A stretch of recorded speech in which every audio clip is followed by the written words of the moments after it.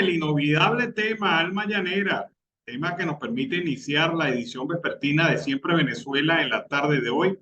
Como siempre, llevándoles a ustedes información, comentarios, noticias, música, entrevistas, todo lo que tiene que ver con Venezuela y su migración a lo largo y ancho del mundo. Esto lo hacemos con mucho cariño, mucho respeto para todos ustedes a través de esta señal.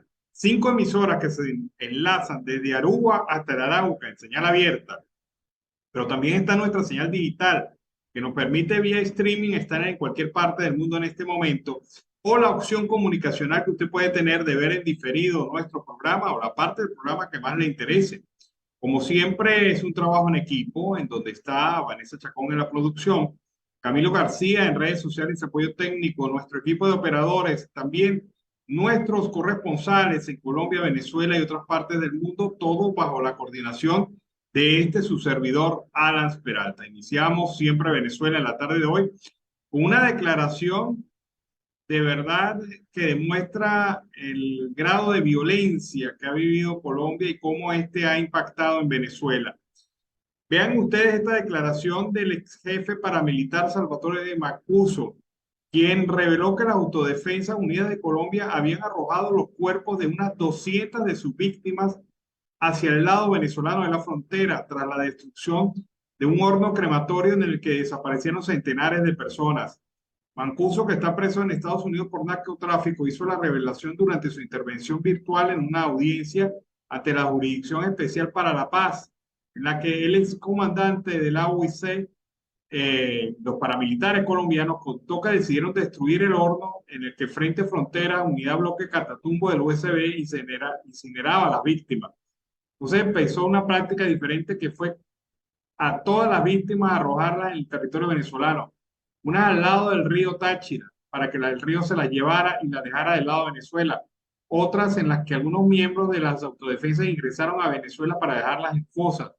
El jefe paramilitar agregó que del lado venezolano de la frontera hay enterradas por lo menos 200 o más personas que las autodefensas del bloque Catatumbo asesinaron. Esta situación hace que de inmediato pues se establezcan operaciones para detectar estas fosas comunes.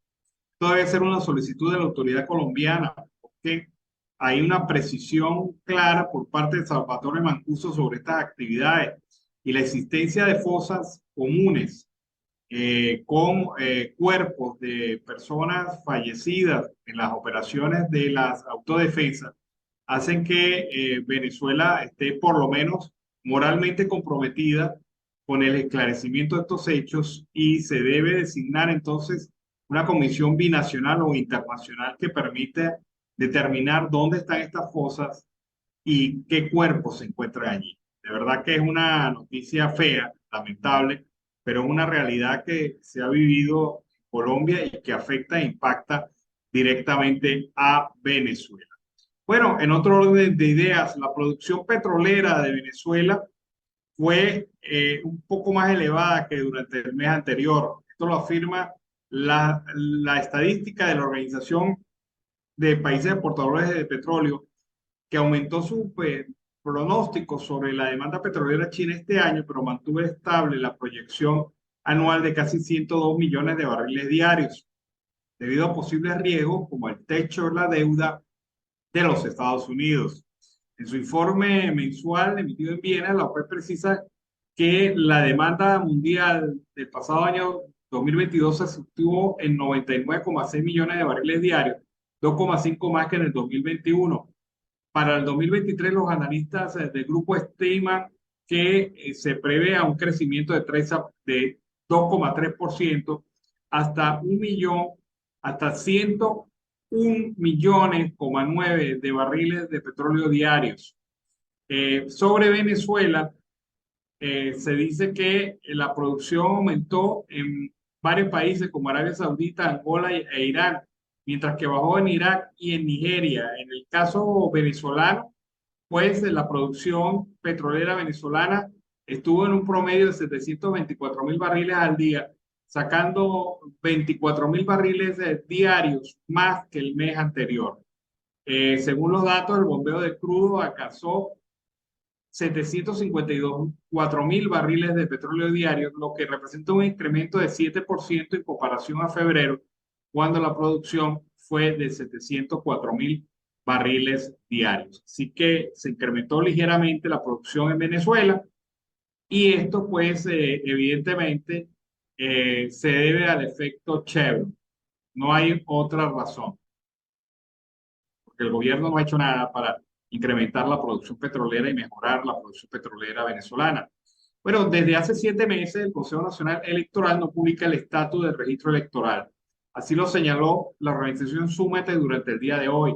La Asociación Civil destacó que el último corte del registro electoral data del 30 de septiembre del 2022.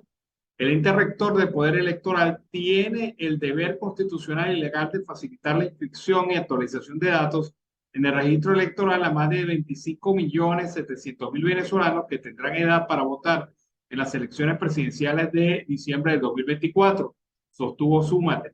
La organización ratificó que hasta la fecha solo están habilitados 20.866.000 venezolanos dentro y fuera del país, según lo informó este corte del 30 de septiembre del 2022. Súmate advirtió que más de 10 millones de los 25 millones de venezolanos en edad de votar, al menos 4 de cada 10 podrían verse impedidos de ejercer este derecho en las presidenciales. Y esto se debe al silencio que mantiene el CNE sobre los movimientos que incrementan y disminuyen el registro electoral. Súmate considera que con ello se vulnera el derecho que tiene toda persona de acceder a la información y a los datos sobre sí misma, conste en el registro oficial o privados, indicó la asociación. El CNE, el Poder Electoral, debe garantizar la oportuna y correcta actualización del registro electoral de forma permanente e ininterrumpida, prevista en el artículo 33, numeral 18 de la Ley Orgánica del Poder Electoral. ¿Será que van a seguir jugando con eso? ¿Será que no van a dejar de ingresar a los nuevos votantes? ¿Será que los traslados no podrán realizarse ni la inscripción en el exterior? Es parte de lo que se define en este momento. El candidato de Voluntad Popular, Sergio Garrido, se pronuncia sobre el proceso de primarias en Venezuela. Vamos a ver.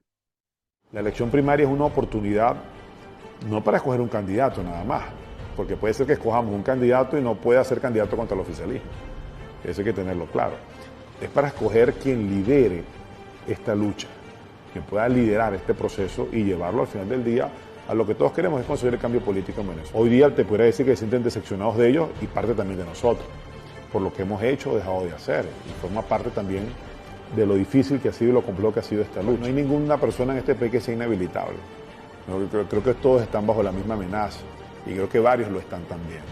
Creo que más bien es la oportunidad de introducir al debate elementos, ¿no?, que yo pude sostener en mi estado, en una situación muy particular, que cualquiera pudiera decir que Barinas no es Venezuela, pero no deja de ser una muestra fehaciente de lo que podemos hacer si creemos en nosotros mismos, pero si también derrotamos nuestros propios egos. Bueno, es la situación que plantea Sergio Garrido, candidato de Voluntad Popular a las primarias en Venezuela. Recordemos que él sustituye a Juan Guaidó, actualmente fuera del país por persecución política. Carmen Figueroa, coordinadora de la unidad intergremial de Nueva Esparta, aseguró que desde la semana pasada y después de los anuncios de Maduro sobre incremento de bonos, hay incremento en los precios de los productos de consumo masivo. Ya hemos tenido que pagar aumentados los precios de los principales rubros alimentarios. Siempre la condición de ser una isla nos afecta en lo que respecta a los costos de transporte y los alimentos, pero esta vez ha sido peor. Lo primero que aumentaron fue el arroz, la pasta y algunas legumbres, que es lo poco a lo cual tenemos acceso con estos sueldos miserables, indicó la dirigente. Insistió que con los anuncios del 1 de mayo, en vez de mejorar la situación de los empleados públicos, se empeoraron porque disminuyeron sus beneficios. De nada vale tener supermercados full de comida cuando los empleados públicos no tienen cómo comprar estos artículos, dijo la dirigente social Figueroa. No descarta que este fin de semana empeore la economía de los trabajadores del país, tomando en cuenta que a partir de la próxima semana percibirán el bono de guerra económico, que además fue reducido en al menos $14. Habrá que ver si se percibe esto, porque como hemos visto, a esta altura, en este momento, a esta hora, no está publicado en Gaceta Oficial el fulano decreto de aumento de los bonos. La situación de los jubilados y los pensionados se va a poner peor cada día, alertó la vocera comunal de la UINE, Carmen Figueroa, desde el estado Nueva Esparta. Vamos a escuchar el reporte de Juan Pablo Azuaje en el Cono Sur, desde Chile. Nos presenta la visión de la migración venezolana en este momento. Saludos a Lance Peralta, Carlos Miura Uzcategui y audiencia en Colombia y Latinoamérica del programa Siempre Venezuela Radio. Desde Chile, la situación migratoria se agudiza. Y es que mientras en la frontera con Perú continúan llegando más personas a la espera de poder llegar a sus países de origen, en Santiago y otras regiones también hay gran malestar.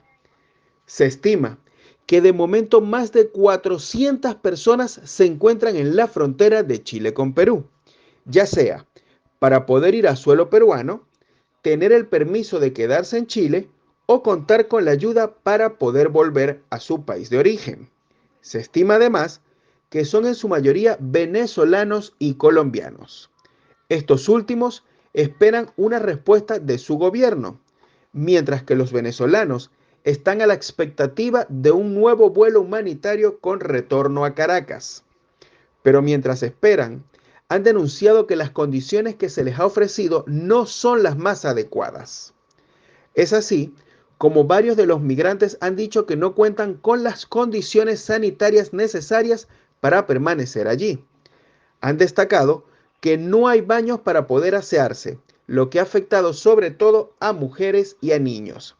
Refirieron también que les resulta casi que imposible poder saber la realidad de la situación, puesto que no cuentan con electricidad para poder cargar sus teléfonos y mucho menos con internet. A la par de esto, el gobierno chileno destacó que se mantienen conversaciones con la Cancillería de Venezuela para programar más vuelos humanitarios. Pero la situación en las principales ciudades del país también se torna complicada para los migrantes.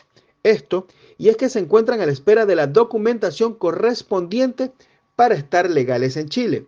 Pero el problema radica es que sin documentos podrían estar expuestos a expulsiones. Otros migrantes han denunciado que luego de esperar 2 y hasta 3 años han recibido por parte del Servicio Nacional de Migraciones la negativa de sus trámites y las alternativas son la expulsión o la renovación de las cédulas temporarias. Esta es la información que tenemos hasta el momento y no me despido sin antes invitarlos a seguir con Siempre Venezuela Radio y la www.tictachoradeviajar.com. Será hasta una próxima oportunidad. Bueno, seguimos acá en Venezuela, siempre, siempre Venezuela. Vladimir Padrino López, el ministro de la Defensa de Venezuela, y el ministro de la Defensa de Colombia, Iván Velázquez, firmaron hoy en Caracas un acuerdo conjunto en el que pactaron 5 puntos que buscan incrementar las acciones para combatir la criminalidad en la frontera. Tras una reunión de varias horas, los funcionarios firmaron el compromiso de aumentar la presencia de las Fuerzas Armadas en los pasos informales a lo largo de la frontera común, en trabajo coordinado y la lucha contra el contrabando.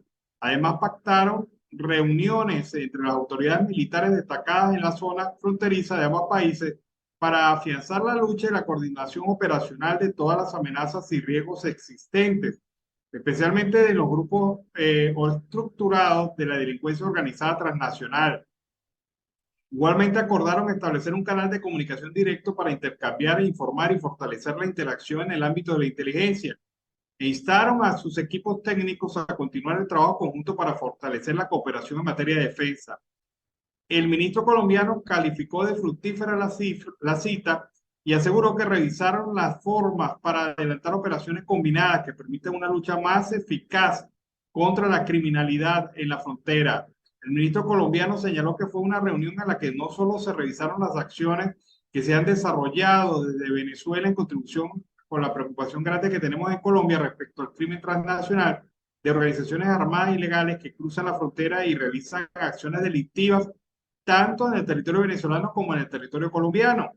Por otra parte, el ministro chavista aseguró que ambos gobiernos celebran lo rápido que se han avanzado en el fortalecimiento de las relaciones binacionales retomadas en agosto pasado tras la llegada de Gustavo Petro a la presidencia de Colombia. Muy bueno, felicitaciones, tremenda reunión, pero lo que queremos los venezolanos es que la Fuerza Armada Nacional venezolana actúe contra grupos irregulares de Colombia, como el ELN y las disidencias de la FARC, que actúan en territorio venezolano e incluso proceden a desalojar a indígenas venezolanos de sus territorios para la explotación, entre otras cosas, del coltán. La presencia en 18 estados de Venezuela denunciada por Fundarred de la guerrilla del ELN. Eso nos gustaría que se haya hablado hoy. Nos gustaría que haya acciones, sanciones, en su defecto, que hayan detenciones y que haya incluso la expulsión de estas fuerzas que operan en territorio venezolano a la buena de Dios libremente, haciendo lo que les da la gana. Así que eso nos gustaría mucho a nosotros los venezolanos saber, y ahí sí pudiéramos aplaudir con más fuerza estas reuniones entre ministros de ambos lados de la frontera colombo-venezolana. Vamos a escuchar ahora este mediodía, para explicarles un poco y colocarlos en contexto. Se realizó una rueda de prensa telefónica desde Washington por parte de a Marta Young, su secretaria de Estado para la Migración del Departamento de Estado, y el señor Blas Núñez Neto, subsecretario de Migración del Departamento de Seguridad Nacional de los Estados Unidos. Ambos respondieron los últimos detalles antes de la implementación del título 8 y la derogación del título 42 esta noche a medianoche. Y ellos explicaron la posición hoy de los Estados Unidos frente a ese tema. Les repito, la entrevista fue vía telefónica, participaron aproximadamente 400 medios de comunicación y entre ellos estuvo Siempre Venezuela. Escuchemos parte de las declaraciones de Marta Young, subsecretaria de Estado para la Migración del Departamento de Estado norteamericano.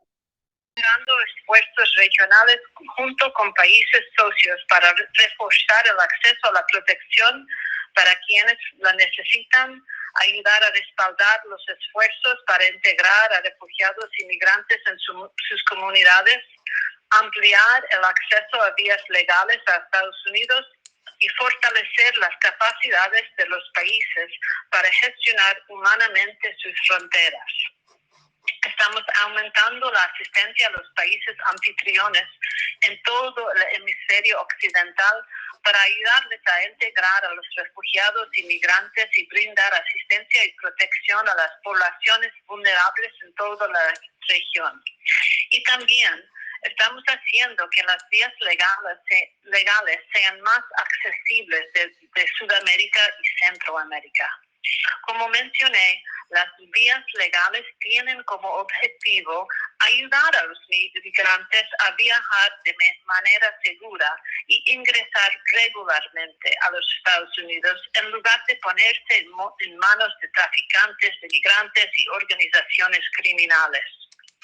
Para proporcionar un acceso más fácil a las vías legales, los Estados Unidos anunciaron medidas innovadoras que eventualmente establecerán la iniciativa de centros regionales de procesamiento en países seleccionados en todo el hemisferio occidental para reducir la migración irregular y facilitar vías seguras, ordenadas, humanas y legales para los solicitantes de asilo, para refugiados y migrantes. Estos centros regionales realizarán una evaluación previa de los solicitantes de asilo, refugiados y migrantes para acceder a vías legales. Bueno, esa es parte de las declaraciones de Marta Young, subsecretaria de Estado para la Migración del Departamento de Estado. Pero también en la rueda de prensa telefónica de este mediodía estuvo Blas Núñez Neto, subsecretario de Migración del Departamento de Seguridad Nacional de los Estados Unidos. Él habló de otros temas. Escuchemos parte de su intervención. Una de esas preparaciones es nuestros esfuerzos para imponer nuevas consecuencias a quienes cruzan la frontera de manera ilegal, mientras expandimos al mismo tiempo los incentivos para que las personas que quieren migrar usen vías seguras, ordenadas y legales para venir a los Estados Unidos sin tener que poner sus vidas en las manos de los carteles y los contrabandistas. Hemos gestionado, como parte de este esfuerzo, una expansión histórica en las vías legales hacia los Estados Unidos, como los procesos de parol que empiezan con patrocinadores para nacionales de Cuba, Nicaragua, Haití y Venezuela, que ya han admitido al país más de 100.000 personas de una manera segura y ordenada. Recientemente también anunciamos nuestra intención de expandir los programas de reunificación familiar a países centroamericanos, Guatemala, El Salvador y Honduras, y Colombia también. Y como mi colega del Departamento del Estado acaba de discutir, vamos a abrir estos centros regionales de procesamiento que van a conectar migrantes que tienen intención de salir de sus países en la región con canales legales para venir no solo a los Estados Unidos, pero a países socios como Canadá y España que se han juntado a este esfuerzo y potencialmente otros países en las semanas que vienen. Para expandir de vuelta de manera récord las vías legales para venir a los Estados Unidos. Bueno, algo importante que dijo Blas Núñez Neto en la rueda de prensa telefónica a más de 400 medios de comunicación este mediodía. Hay otros países que se van a incorporar al programa norteamericano de VPs, o sea, la conexión telefónica, la conexión por internet para solicitar refugio en los Estados Unidos y asilo en los Estados Unidos.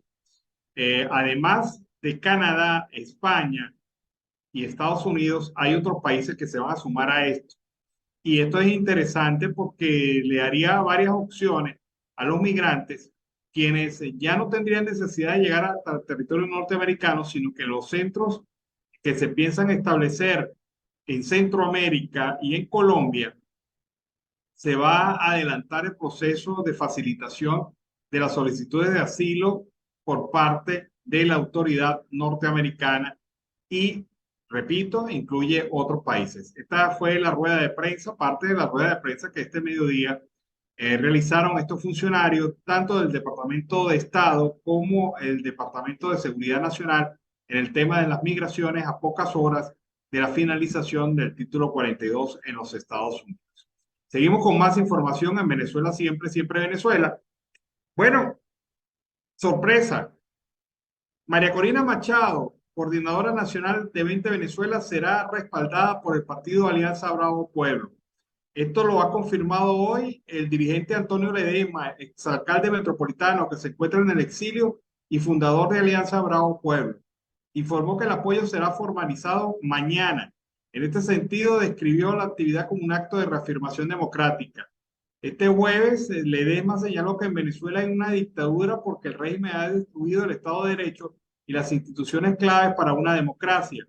Del 16 hasta el 20 de mayo, María Corina Machado va a realizar una visita al Estado Táchira en medio de una gira denominada La Ruta para la Libertad, que va a abarcar 24 municipios.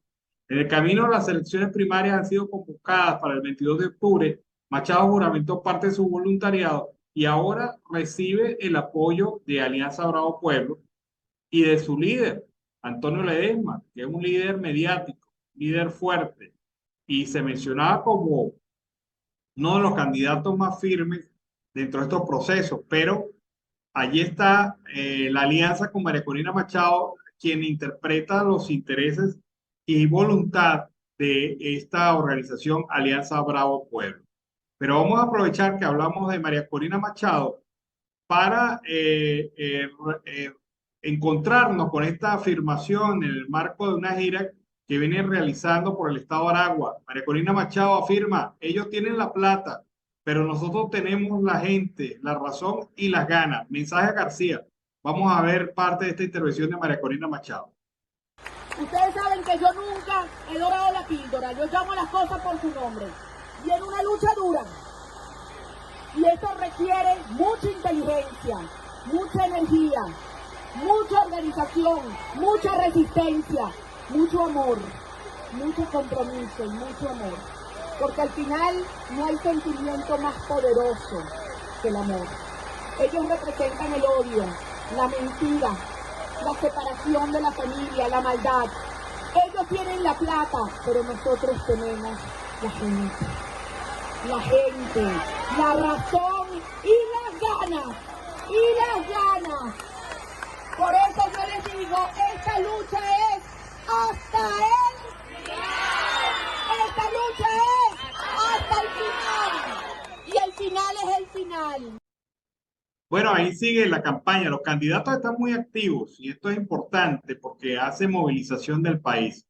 La Embajada de Venezuela en Argentina se negó a recibir la solicitud de un grupo de migrantes venezolanos para que abran el registro electoral en el país suramericano.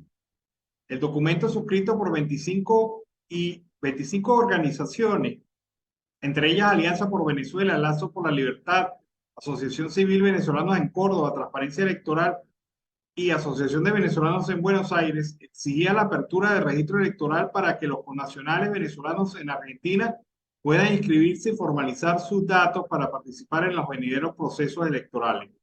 Marxober Graterol, representante de Acción Democrática en Argentina, dijo que la carta no fue recibida por trabas burocráticas, simplemente obstaculizan el derecho de los venezolanos en el exterior a votar, violando nuestros derechos civiles y políticos. Es la tercera vez en los últimos 3 meses que activistas venezolanos acuden ante la embajada del régimen de facto en Argentina para reclamar su derecho al voto en las elecciones presidenciales del 2024.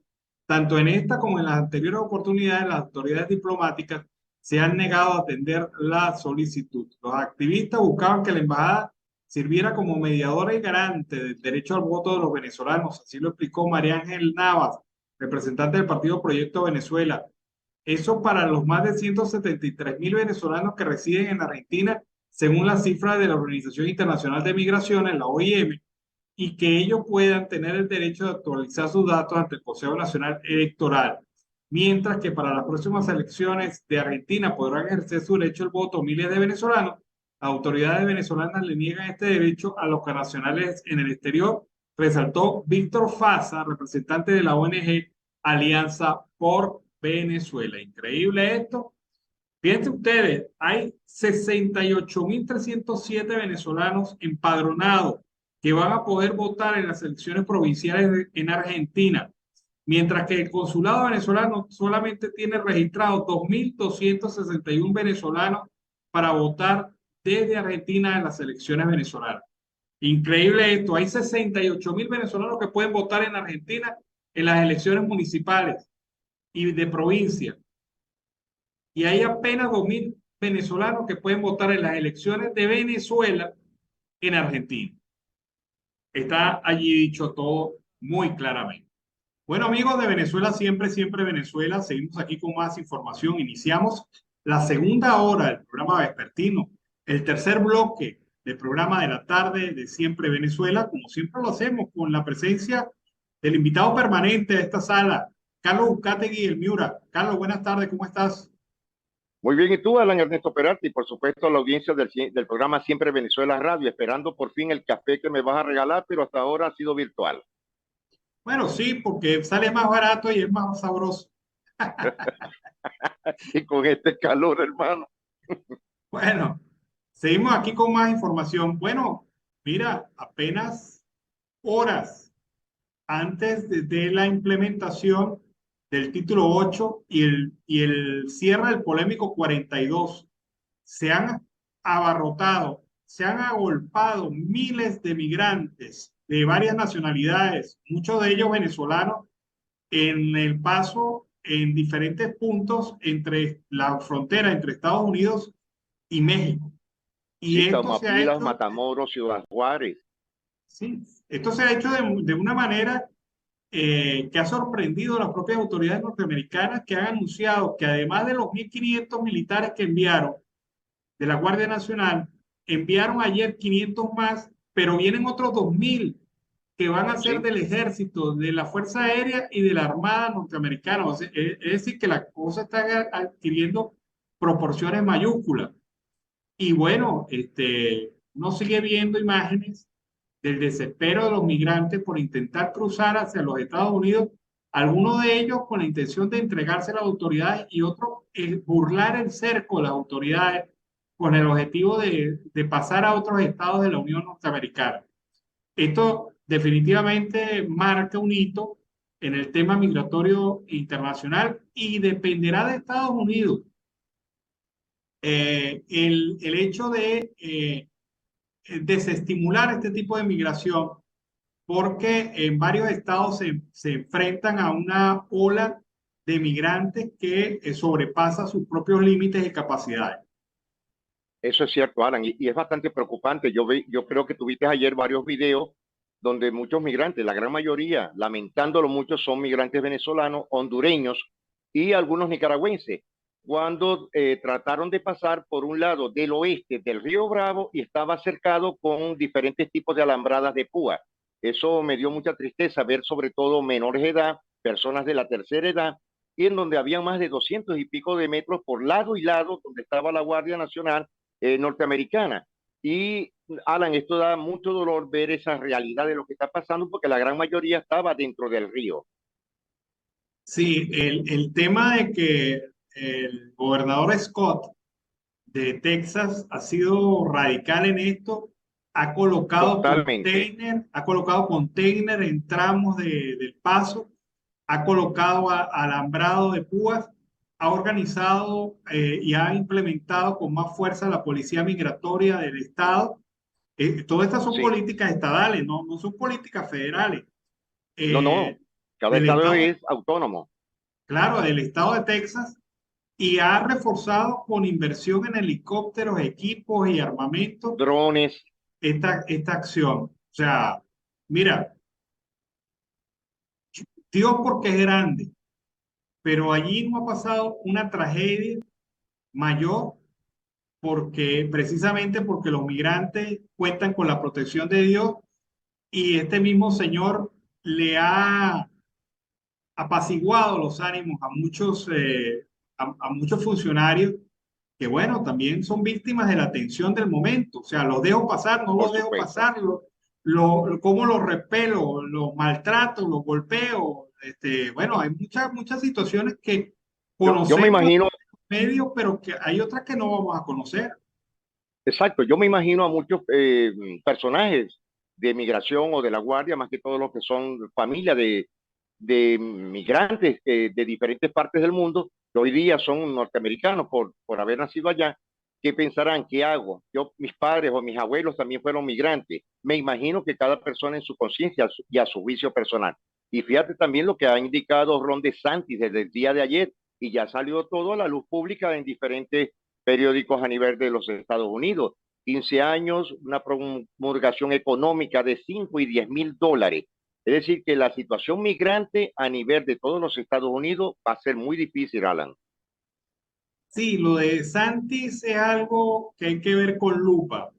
DeSantis ha firmado ayer en Estados Unidos, en el estado de la Florida, la ley más fuerte estatal en contra de la migración irregular. En Jacksonville la firmó Ron DeSantis.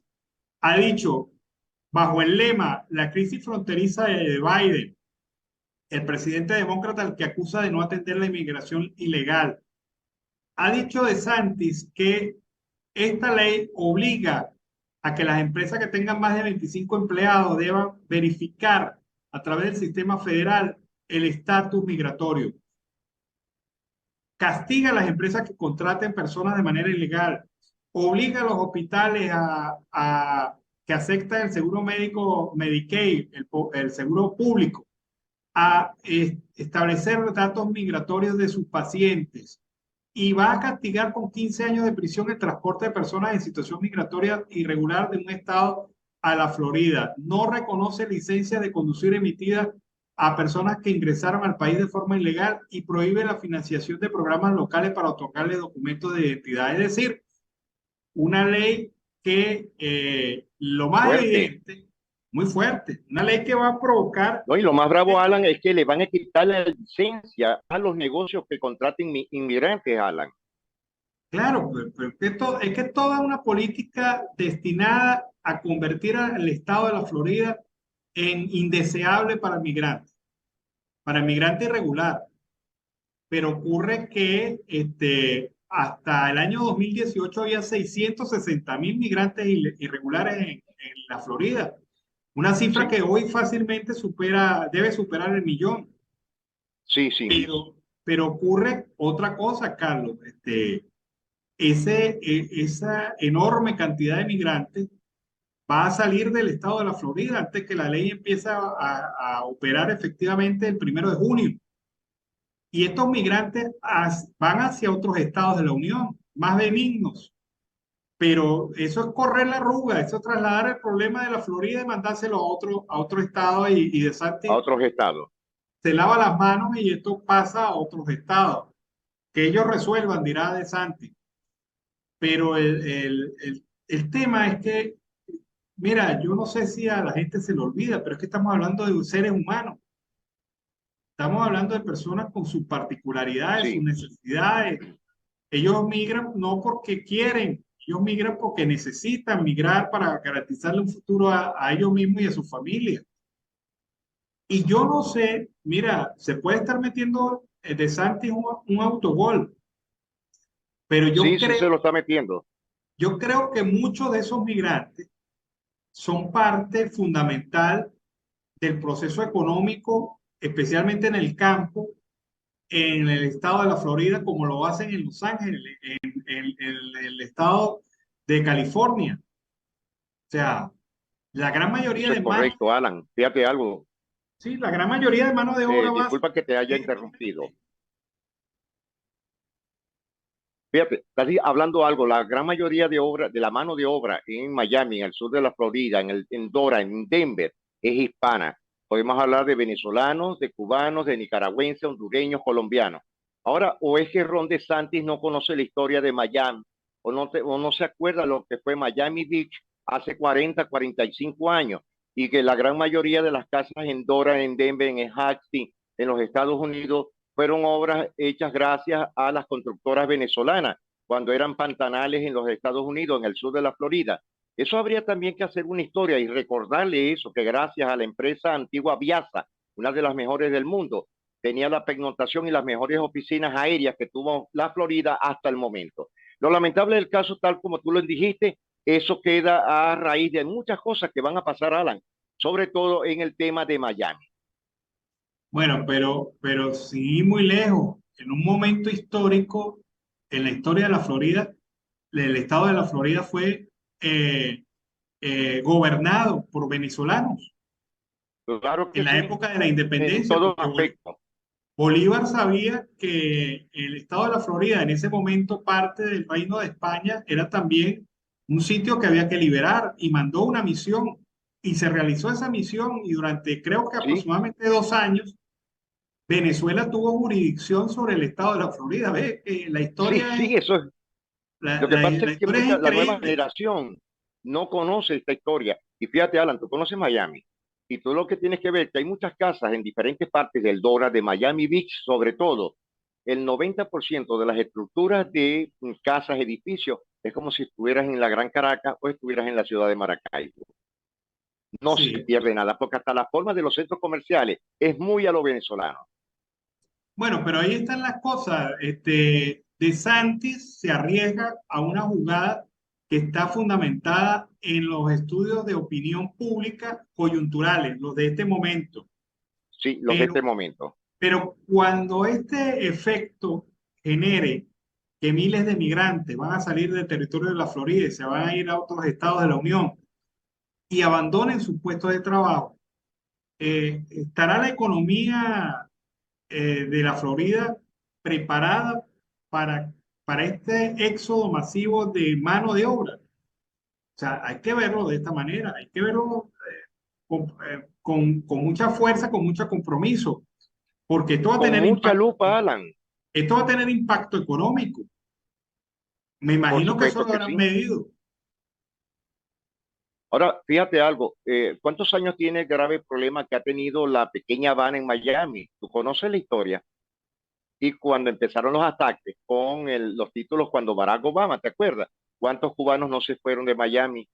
Hoy día están situados en Connecticut, en Baltimore, en Boston, porque se hastiaron de esa situación que no fue emblemática precisamente para la colonia cubana. Esto pudiese ocurrir tal como lo estás indicando con la colonia venezolana, porque ya podemos hablar que Estados Unidos tiene colonia venezolana. Sí, somos todavía minoritarios, apenas unos 600, 700.000, pero indudablemente tenemos mucho más fuerza que hace 4 años cuando éramos apenas 220.000. Sí. Bueno, Carlos, pues le voy a cambiar el tercio porque hay que hablar de algo que es grave.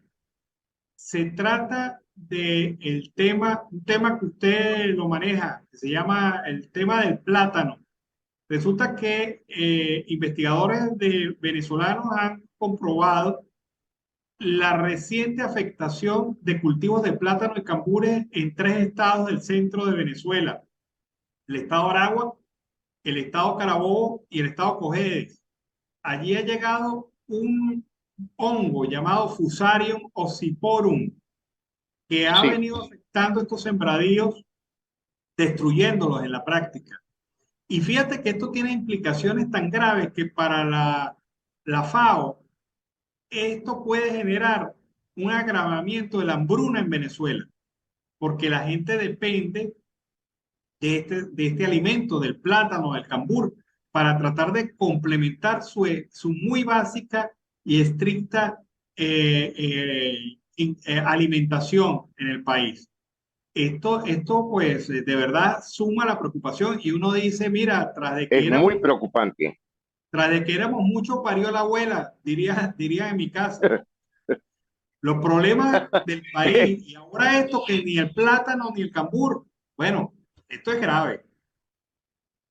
Alan, mira, qué buen tema estás tocando a esta hora, es muy interesante y te voy a explicar algo, ¿no? Que desgraciadamente este régimen de facto de Nicolás Maduro desde el principio, desde Chávez, porque esto no solamente ha sido con Maduro, existía un ministerio que tú lo conociste, se llamó el IAN, el Instituto Nacional Agrario. Conjuntamente con el IAN había un laboratorio que era muy emblemático a nivel de Latinoamérica, llamado el CIARA, que era el laboratorio del Instituto Agrario Nacional de Venezuela. Cuando hubo el cambio, que Chávez cambió por la palabra INTI, Instituto Nacional de Tierras Bolivarianas, etcétera, y se eliminó el laboratorio vivencial. Alan, en Venezuela no había absolutamente ningún problema con las musáceas. Se llame cambur, banana, plátanos, topocho, lo que sea. Fíjate lo que está pasando en el sur del lago. Pero lo más bravo del caso es en el tema del centro del país, sencillamente por el tipo de clima, que es diferente al clima cálido que hay en el occidente del país. Y esto sí va a traer consecuencias, sobre todo con la producción, que era bastante extensiva. Hasta el momento, lo que llamamos, que no sabemos si existe, el ministro de Agricultura y Cría, no sabemos si eso existe. Y el Instituto Nacional Agrario, que hasta el momento, Alan, yo tengo más de 10 años, no los escucho, sino cuando van a invadir tierra a favor de los militares o de personeros del gobierno. Pero sí va a haber una pequeña bruna en el centro, porque de ahí dependen 10 estados del país, y no precisamente del Zulia, sino que cogen hacia adelante. Bueno, pues es que yo me imagino que este hongo, ¿qué va a pasar si este hongo llega a aparecer en las plantaciones de plátano al sur del lago de Maracaibo? O sea, Lo destruyes rápido, Alan. Lo sí, destruyes rápido y te voy a explicar el por qué.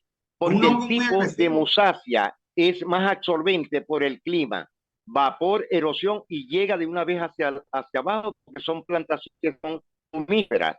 En cambio, las plantaciones de la musácea en el centro del país son regadas. Es decir, es diferente en todos los aspectos. Aparte de algo, Alan, no ha habido más fumigaciones del gobierno, solamente las fumigaciones en el sur del lago, porque tienen avionetas y son privadas.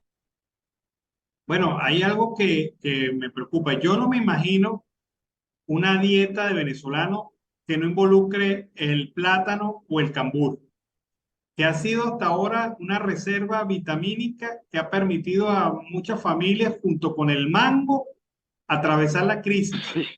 Porque hay Sí, gente que señor. se alimenta, y lo has dicho tú, hay gente que se alimenta de mango y de plátano. Eso es lo único que come a veces durante durante un almuerzo o en una cena 2 cambures que se coman y bueno, da por satisfecho el cuerpo. Eso es cierto. Pero que la FAO ya exprese su preocupación ante un posible agravamiento de la hambruna en Venezuela con este hongo, pues es palabras mayores. Y lo cierto del caso es que hasta ahora no ha habido ni una sola reacción por parte del régimen de facto Para nada. sobre cómo va a entender este problema. Es que este es un problema de seguridad nacional, seguridad alimentaria, seguridad Por estratégica. supuesto. Y tanto que cacarea el gobierno de la seguridad alimentaria, algo, a ellos les interesa más es seguir trayendo importación, sea plátano, cambures, bananas, lo que sea. Lo importante de ellos es ganarse su plata, pero no les importa absolutamente nada el país. Bueno, yo veo esto grave. Yo sé que hay gente que resuelve con un tostón, que hay gente que resuelve con un plátano, unas tajadas de plátano maduro. Hay gente que Cierto. resuelve con un jugo de cambur, con un batido de cambur o con el propio Mango. cambur para su alimentación. Hay gente que resuelve complementándolo con mango. Es decir, son alternativas que la gente tiene pero que ahora están en peligro. O sea, yo te digo, yo declararía una emergencia nacional e implementaría un plan masivo de Alimentaria. protección y cerco de todas estas zonas donde se han presentado estas enfermedades. Tú sabes que estaba yo leyendo sobre esta enfermedad. Es tan seria que la única manera de erradicarla es acabar con el cultivo, acabar con el cultivo de plátano, Eso es correcto. sembrar otra especie por 2 o 3 ciclos y resembrar nuevamente con plátano. Es la única manera de Eso es erradicarla correcto. de fondo. Pero esto implica que vastas zonas de producción de estos 3 estados se anulan y entonces si el plátano costaba oro hace poco, me imagino que se pondrá a precio de platino, Por lo menos, fíjate algo, Alan, el tema que tú has tocado hoy es muy interesante. Lo que es que no tenemos las cifras, pero habría que averiguar y tenerlo para poderlo dar en el programa, es cuánto le vale a un productor de musáceas, de plátano, 1 hectárea para replantear y plantar de nuevo la semilla de plátano. Eso hay que preguntarlo y te aseguro que nos vamos a asustar. Y fíjate algo antes de cortar este tema, Alan. Venezuela y sobre todo en el estado Zulia fue el municipio Mara, muy colindante con la frontera colombo-venezolana, que tenía el cultivo mejor de la guayaba, melón y patilla de toda Latinoamérica. Hoy día ya estamos después de la ambulancia.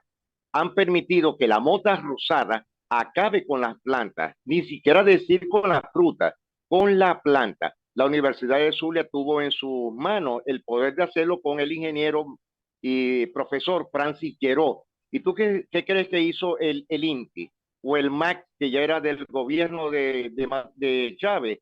No lo tomaron en cuenta. Y hoy día más del 85% del agua guayaba, que es una fruta muy nutritiva, se esté acabando en toda Venezuela. Sí, o sea, no basta con tener las condiciones ni la tierra. Hay que meterle tecnología y ciencia también.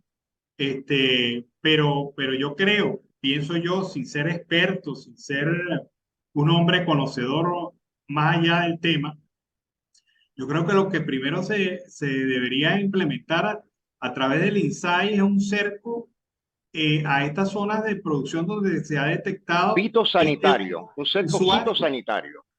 Claro, un cerco fitosanitario, porque esto llega, mira, yo no quiero ser profeta del desastre, pero esto llega a la zona sur del lago y, compadre, no volvemos a ver plátano, ni volvemos a ver cambur en mucho tiempo nacional en el mercado venezolano. O sea, y esto es grave. Exacto, gravísimo, Alan, porque Venezuela por sí es un país exportador de plátano, de musácea a nivel del mundo. Hoy día ya eso no existe.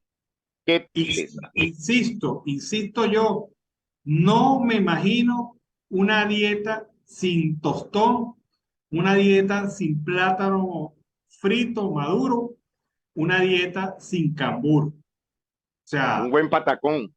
Un buen patacón no me lo imagino. Es que hay gente que resuelve con tostones y arroz. Sí, Es que eso es cierto. lo único que come es un poquito de arroz y tostón. Y eso es todo. Pero resuelve. Pero ahora desaparece el plátano y hasta ahí llegamos. Terrible, terrible esta circunstancia, Carlos. Muy grave, Alan, muy grave. Bueno, se nos acabó el tiempo, Carlos. Pues sí, Alan, tendremos que aprovechar para comprar nuestra flota de plátanos y tenerlos congelados por lo menos antes que lo acaben en Venezuela. Bueno, Alan, estaremos muy pendientes de las noticias después de las 6, 7 de la noche del día de hoy. Amanecerá y veremos, y por supuesto daremos mañana la información concreta con lo que está pasando en el sur de la frontera entre Estados Unidos y México, sobre todo en la zona de Matamoros, El Paso, Río Bravo, Taumapila y otras cosas más, sobre todo desde Miami, con el tema, porque esto se va a plegar, Alan, el tema de Ron DeSantis con el gobernador de Texas. Te deseo a ti una buena tarde y a la audiencia del programa Siempre Venezuela Radio. Bueno, vámonos a la pausa comercial musical del momento y al regreso seguimos aquí con más de Venezuela Siempre, Siempre Venezuela. Bueno, amigos de Venezuela Siempre, Siempre Venezuela, de esta manera iniciamos el último segmento del programa, el cuarto. El pedacito de torta que queda sobre la mesa y que nadie le quiere meter mano, pero que todos desean. Ese es el segmento número 4 en este programa. Vean ustedes, lo comentábamos al mediodía. Este gobernador de Texas se las trae. El señor Abbott le ha enviado un grupo de migrantes, la mayoría de ellos venezolanos, hasta la residencia en Washington de la vicepresidenta de los Estados Unidos, Kamala Harris. 30 migrantes fueron enviados desde Texas. Durante el día de hoy llegó el autobús pocas horas antes del vencimiento de la norma migratoria del título 42. Se trata del segundo autobús con migrantes que ha llegado en menos de 24 horas junto al Observatorio Naval, como se conoce la residencia oficial de la vicepresidenta de los Estados Unidos. Según medios locales, hombres, menores y mujeres, la mayoría de Venezuela fueron recibidos por voluntarios de la organización SAMU First, que les ha proporcionado alojamiento temporal y orientación sobre los próximos pasos a seguir. Desde la Casa Blanca, el secretario de Seguridad Nacional, Alejandro Mayorkas, criticó la medida del gobernador de Texas, republicano Greg Abbott, de mandar migrantes a otros estados. Es triste y trágico cuando un funcionario gubernamental usa a los migrantes como peones para sus objetivos políticos, lamentó Mayorkas al ser preguntado por los migrantes que llegaron hoy a la residencia de Harris. Abbott aseguró que ha enviado 17,000 migrantes a Washington, Chicago, Nueva York y Filadelfia, todas ellas ciudades gobernadas por demócratas, como parte de su campaña de presión. El levantamiento esta noche del título 42, una norma impuesta durante la administración del expresidente Donald Trump y que permitía la expulsión en caliente de los migrantes por motivos sanitarios, ha desatado la confusión y los rumores propagados muchas veces por los propios políticos republicanos que afirman que su fin significa prácticamente una apertura de la frontera a la inmigración irregular. Desde el gobierno federal no se ha parado de repetirse que la frontera sur no está abierta y que se han adoptado las medidas para frenar la migración irregular, pero Abbott se las trae. 2 autobuses, la mayoría de ellos de migrantes venezolanos, han llegado a Washington frente a la residencia de Kamala Harris. Se han parado y han dejado a la gente ahí botada. Si esto no es presión, pues no me imagino que otra cosa pudiera ser presión. De verdad que el hombre se las trae. Bueno, fíjate qué buenas noticias con Citgo. A pesar de toda esta maraña que hay para subastar Citgo, para lograr liquidar a Citgo, la filial de Petróleos de Venezuela en Estados Unidos reporta números verdes y ganancias prometedoras en medio de este vendaval judicial que podría acabar con un embargo y la venta de la empresa para pagar a acreedores a los que Venezuela debe miles de millones de dólares. El reporte trimestral de la empresa, enero, febrero, marzo, ha detallado que durante el primer trimestre de 2023, Citgo obtuvo ganancias por 937 millones de dólares, mientras que el ingreso total sin deducciones e impuestos fue de 1.400 millones de dólares. Estos números se traducen en un aumento del 16% del rendimiento financiero de la compañía frente a su trimestre anterior. La información difundida en el reporte atribuye esta mejora a una mayor capacidad de refinación y a una mejora de los rendimientos de los productos, además de una reafirmación de la confianza en el activo. El director ejecutivo de Citgo, Carlos Jordat, hizo énfasis en el éxito de la refinería de Lake Charles, complejo más grande con el que cuenta la empresa, en el cual se logró ampliar la producción de 38.000 barriles por día a 425.000 barriles diarios. Un importante crecimiento. El desempeño financiero y operativo sobresaliente continuó durante el primer trimestre, a la vez que completamos un gran cambio en nuestra refinería de Lake Charles. Felicito en particular al equipo de esta refinería por aumentar la capacidad nominal con ingenio profesional y mínima inversión de capital. Citgo logró una producción de 814.000 barriles diarios. Piensa que solamente Citgo produce más que Venezuela, de los cuales 772.000 barriles correspondieron a crudo refinado por Citgo, aunque en este sentido se produjo una leve contracción, pues durante el último trimestre se registraron 874.000 barriles diarios. El informe detalla que además Citgo invirtió 127 millones en la recuperación de catalizadores, además de 53 millones de dólares en gastos de capital.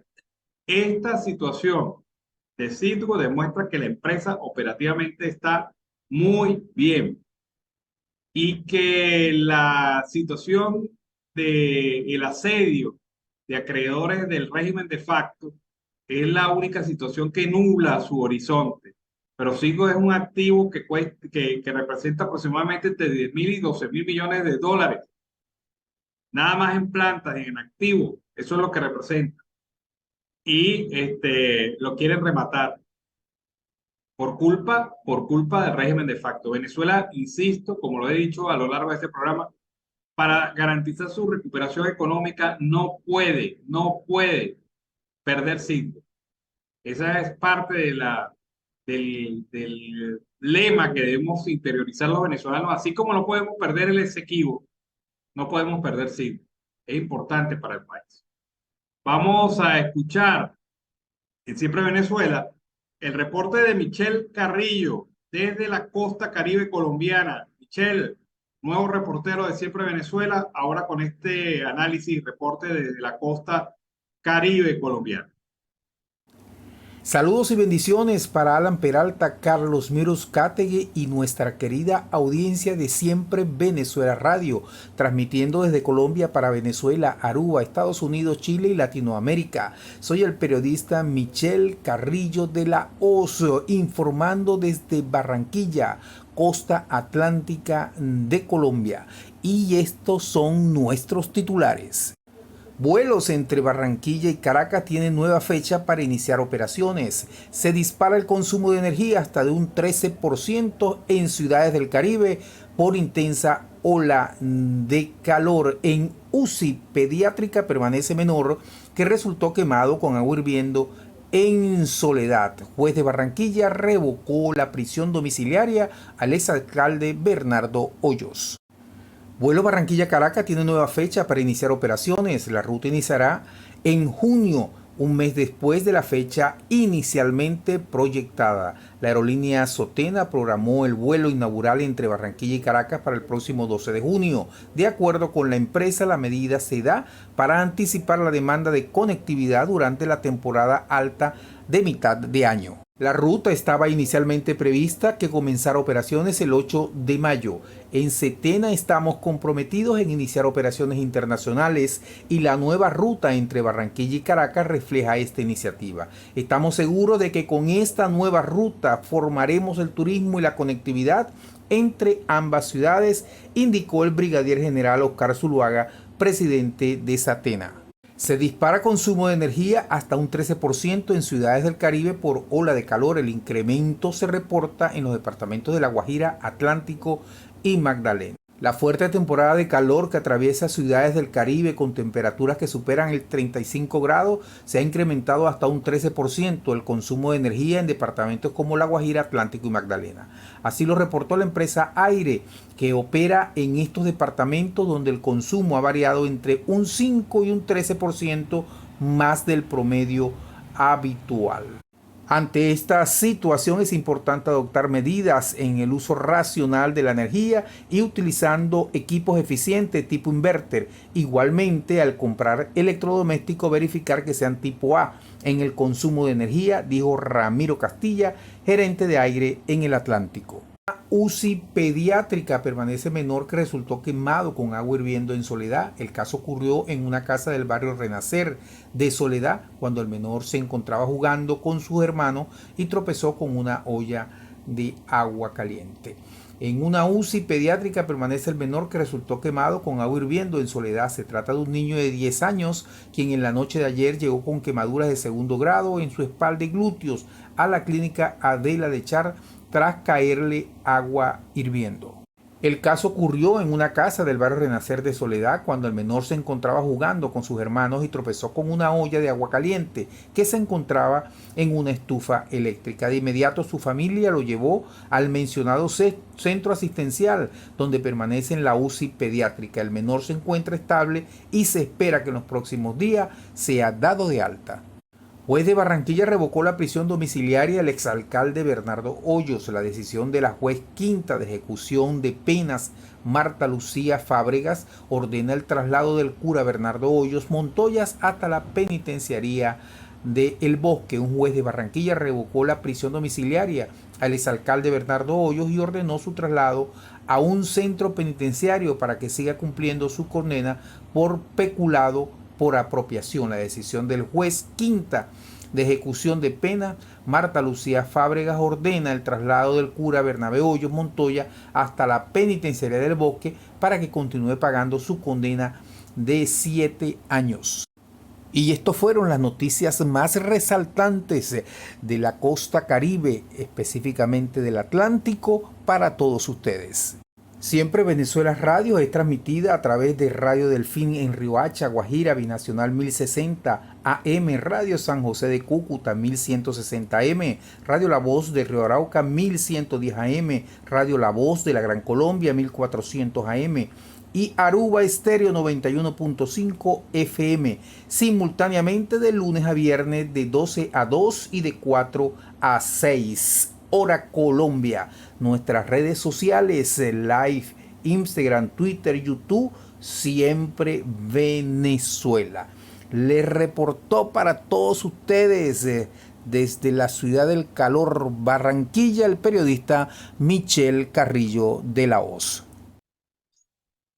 Bueno, este fue Michel Carrillo desde Barranquilla trayéndonos este reporte informativo. Vamos a escuchar estas reflexiones que hace el periodista Lenín Danieri, periodista zuliano, que también forma parte del equipo de Siempre Venezuela. Hola, ¿qué tal? Saludos. Y esta es la declaración del día. Y a Venezuela, ¿dónde está el Instituto Venezolano del Seguro Social? El cual prestaba un servicio óptimo y además nos daba la medicina. Hoy, los hospitales del Instituto Venezolano del Seguro Social son un desastre. Por esa razón, los adultos mayores, hoy, en sillas de ruedas, con muleta o con bastones, vamos a salir a defender la institución salarial y las pensiones. Es realmente triste para muchos que acumularon años de trabajo llegar a una vejez en las condiciones actuales en las que está la mayoría de nuestros pensionados y jubilados en Venezuela. Bueno, reflexiones de Lenín Danieri, periodista zuliano, que nos manda, nos envía este trabajo para Siempre Venezuela. Con este reporte finalizamos nuestra edición vespertina de Siempre Venezuela. Como siempre lo hemos hecho en trabajo en equipo, en donde está Vanessa Chacón en la producción, Camilo García en redes sociales y apoyo técnico, nuestro equipo de operadores, también nuestros colaboradores y corresponsales en Colombia, Venezuela y otras partes del mundo, llevándoles a ustedes la mejor información. Todo bajo la coordinación de su servidor, Alan Peralta. Los invitamos a estar pendientes de las próximas ediciones de Siempre Venezuela 3, Aruba, de 12 a 2 de la tarde en Colombia, horario colombiano. Y nuestra tercera emisión de 4 a 6 de la tarde, Siempre Venezuela. Que tengan una excelente noche. Nos vemos mañana. Siempre Venezuela es un programa que te brinda las mejores noticias, comentarios, análisis, entrevistas y música. Información sin censura en la voz de los protagonistas. Todo un equipo de producción de primer nivel. Siempre Venezuela. Lo encontrarás en las radios de tu preferencia. O si no, visítanos en nuestras plataformas digitales. Siempre Venezuela Radio. En Instagram, Facebook y Twitter. De lunes a viernes le decimos lo que en Venezuela prohíben. Porque somos Venezuela siempre, siempre Venezuela.